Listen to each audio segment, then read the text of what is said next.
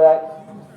যদি গুনাহ আসে, তওবা না করে গুনাহটা বাড়াইতে থাকে, আল্লাহ রাসূল বলেন তাহলে আবার অন্তরের ভিতরে দাগ পড়তে পড়তে তার সমস্ত কলবটা কালো হয়ে যায়। বলেন নাউযুবিল্লাহ।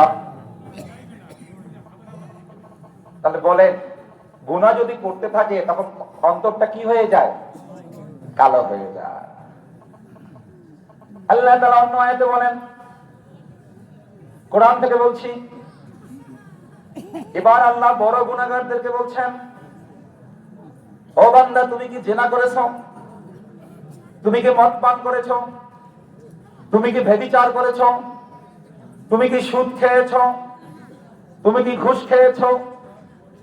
তুমি যদি অনেক বড় গুনাহ করো, ওই কুয়াকাটার পাশে দাঁড়িয়ে সমুদ্রের পানির দিকে তাকাইয়া দেখলেন আপনি পানিগুলা শুরু হয়েছে এইখান থেকে আর কোথাও শেষ হয় না, ওর কোনো কিনারা পাওয়া যায় না।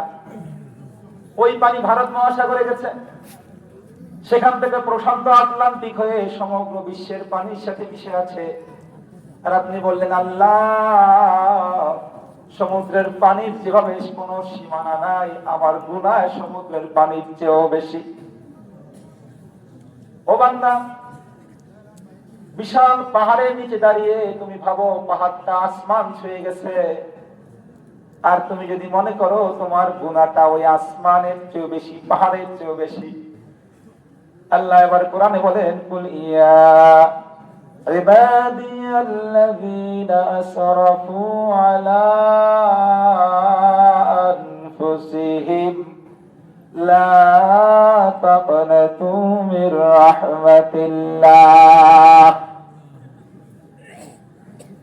আল্লাহ বলেন, কুল ইয়া ইবাদিয়াল্লাযীনা আসরাফু, যারা অনেক বড় গুনাহ করেছো, নিজের আত্মার উপরে জুলুম করেছো, আল্লাহ কিন্তু বান্দা বলে ডেকেছেন ইয়া ইবাদি। ইয়া ইবাদি অর্থ হে আমার বান্দা। আল্লাহ গুনাহগার বলে ডাকেন নাই, কত মায়া করে ডেকেছে, ও আমার বান্দা,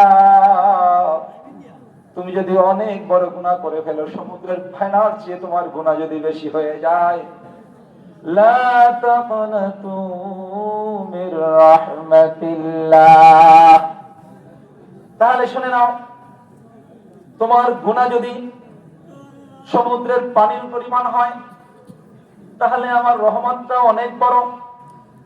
তোমার গুনাহ যদি ওই পাহাড় পরিমাণ হয়, তাহলে আমার রহমতটা আসমান বরাবর। লা তাকনাতু মির রাহমাতিল্লাহ, তুমি আমি আল্লাহর রহমত থেকে নিরাশ হবা না। বলেন সুবহানাল্লাহ। ইন্নাহু ইয়াগফিরুয যুনুবা জামিআ। আল্লাহ এবার বলেন, ইন্না শব্দ অর্থ নিশ্চয়। এবার আল্লাহ শক্ত করে বলছেন, ইন্নাহু ইয়াগফিরুয যুনুবা জামিআ। এবার আল্লাহ বলেন, অবশ্যই অবশ্যই আল্লাহ তোমাদের সব গুনাহগুলোকে মাফ করে দিবেন।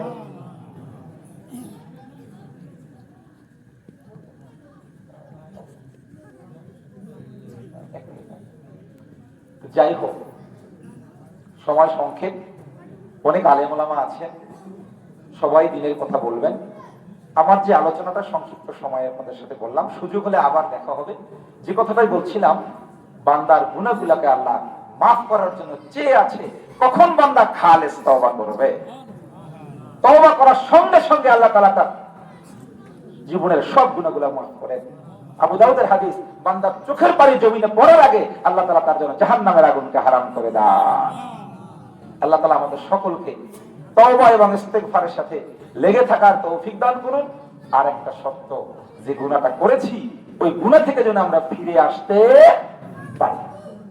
আল্লাহ তাআলা আমাকে আমল করার তৌফিক দান করুন, আপনাদেরকে আমল করার তৌফিক দান করুন। তওবা নিয়ে বিশাল আলোচনা, সময়ের কারণে বলা সম্ভব হচ্ছে না। ইনশাআল্লাহ অন্য একটা প্রোগ্রামে আপনাদের সাথে দেখা হবে। সবারই আফসোস এখন অনেক বাকি আছে, তাফসীরি কিতাব থেকে অনেক সময় আছে, তা আমরা ইনশাআল্লাহ ধারাবাহিকভাবে অন্য কোনো প্রোগ্রামে শুনবো। এখন ইসলামী আলোচকরা আসছেন, তারা তাদের আলোচনা শুনবেন।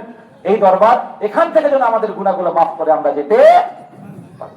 আল্লাহ তাআলা আমাদের সকলকে গুনাহগুলো ক্ষমা করে দেন, বলুন আমিন। ওয়া আখিরু দাওয়ানা আলহামদুলিল্লাহি রাব্বিল আলামিন।